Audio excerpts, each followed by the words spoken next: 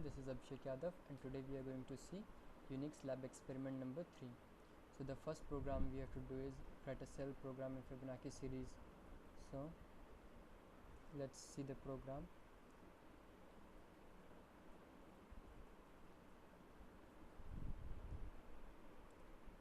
So this is the program to write the Fibonacci.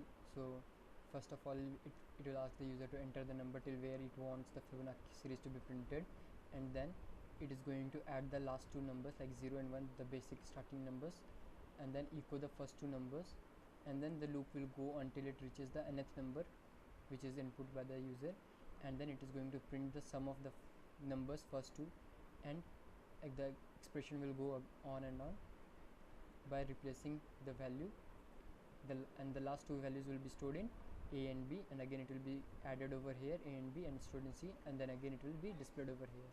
So the basic thing is to focus on the syntax of the for loop. So the for loop is here, and instead of using brackets we are using do and done in this case.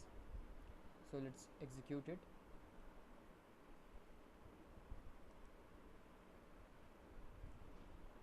Let's say we want till 5, so this gives us the Fibonacci series till 5th. The next problem is to write a shell script to find the sum of algorithms till n square. So it is the same with the last one.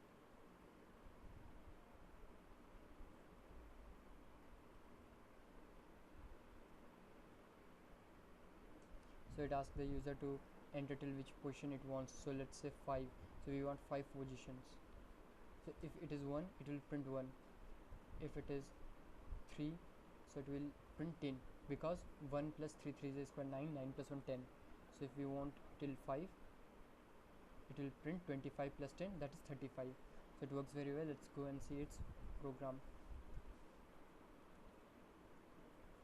So here it is same as the last time. It asks for the user and then count then the C value we have assigned it 0 because the initial value of the sum will be 0.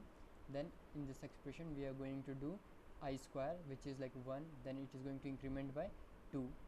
So 1 plus 3 square plus 5 square plus, so it will be added over here, and at last we are going to print it.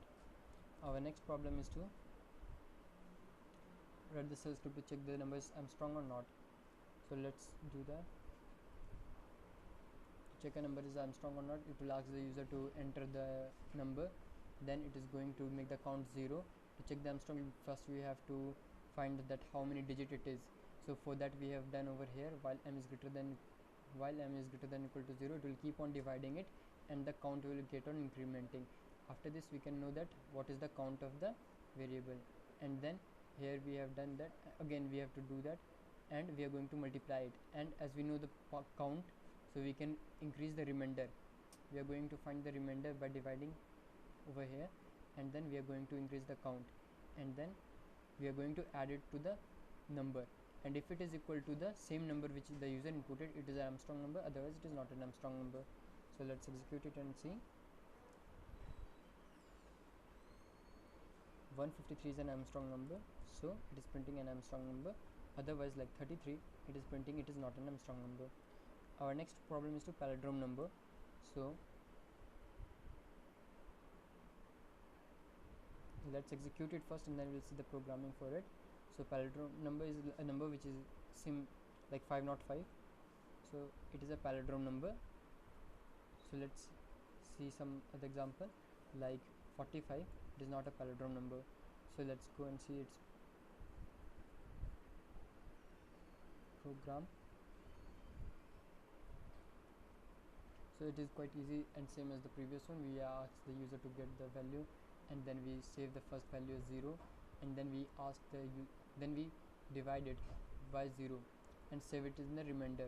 The remainder value initially was 0, and then we are going to multiply it by 10 and add the remainder, and then again we divide the main number as by half, like we have made the copy of the main number over here, and so we are going to divide it by 10 so that we could do the further process, and then again get the remainder, the last digit which is available, and if that same number is equal to the number given by the user, it is a palindrome number, otherwise it is not a palindrome number. Our next problem is to write a shell script to print the prime number between a given range. let's see the program first. So it asks the user for the enter two numbers, and the for loop will go from number 1 to number 2, and in that if there is if it is divisible by 2, then it shows that it is an if it is divisible by 2 or any other number incrementing from there, and if it is divisible by 2 and gives remainder 0, then it will increase the count, and then if it count is equal to 0, then echo I, and otherwise echo 0.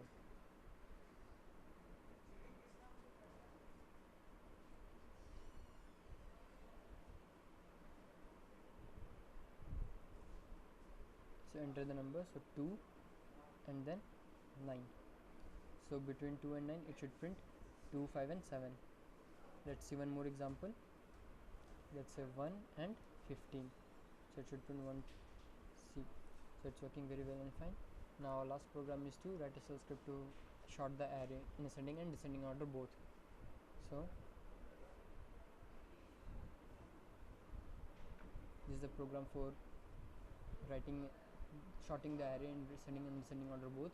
So here we ask the user to enter the size of the array, and then we are going to ask the user to enter the values in the array. So here it takes the, so this way we make an array, and then we are incrementing. So user is going to tile the enter the numbers, then here we are going to short it. So we are using bubble short over here, the first value. So this is the exact Unix format of using the while loop. In other cases I have used the next improved version.